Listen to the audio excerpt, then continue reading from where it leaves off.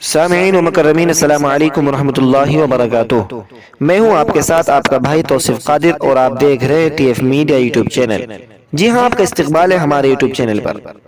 آج میں جس مسئلے کو لے کر کے آیا ہوں وہ یہ ہے کہ کچھ تبلیغی جماعت کے ساتھی ہوتے ہیں جو کہ اپنے بیان سے پہلے اس بات کا ذکر کرتے ہیں، وہ یہ کہتے ہیں کہ تھوڑی دیر دین کی غور و فکر کر لینا یہ 70-80 سالہ نفلی عبادت سے بہتر ہے۔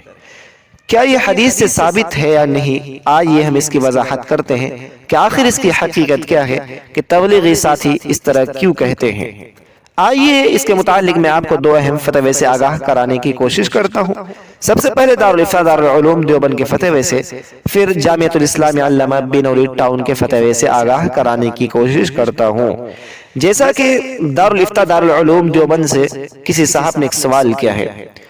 سوال یہ ہے کہ حضرت میرا سوال ہے کہ دعوت و تبلیغ والے اکثر بیان شروع کرتے وقت کہتے ہیں کہ تھوڑی دیر دین کے لیے غور و فکر کر لینا 60-70 سال کی نفلی عبادت سے افضل ہے۔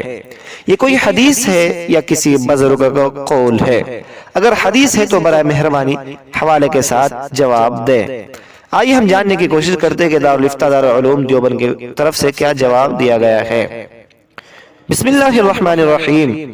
دین کی فکر لے کر تھوڑی دیر بیٹھنا بلا شبہ کار ثواب ہے، اور فکر و محنت جیسی ہوگی اسی قدر اجر و ثواب حاصل ہوگا، لیکن اس کو 60-70 سال کی نفلی عبادت سے افضل سمجھ لینا یہ کسی صحیح حدیث سے ثابت نہیں ہے۔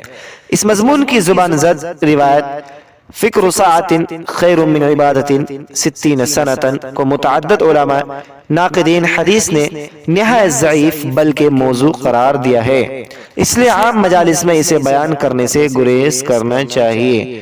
جی ہاں ناظرین، یہ تھا جامع دارالفتویٰ دارالعلوم دیوبند کا فتویٰ۔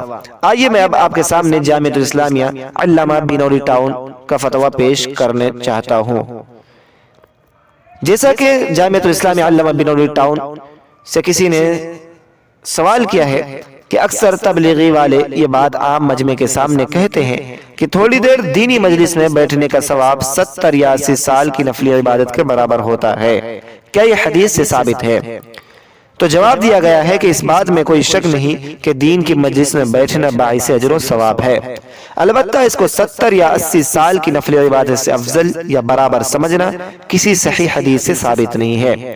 ایسی روایت کو بیان کرنے سے اجتناب کیا جائے۔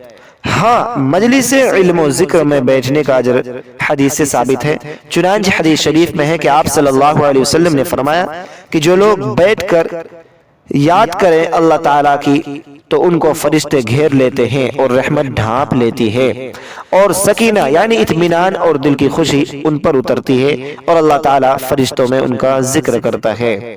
امید کرتا ہوں کہ آپ کو ویڈیو پسند آئی ہو، ویڈیو سمجھ میں آئی ہو۔ اگر ویڈیو اچھی لگی تو ویڈیو کو لائک کریں اور ثواب کی نیت سے اس ویڈیو کو زیادہ سے زیادہ شیئر فرما دیں۔ السلام علیکم ورحمۃ اللہ۔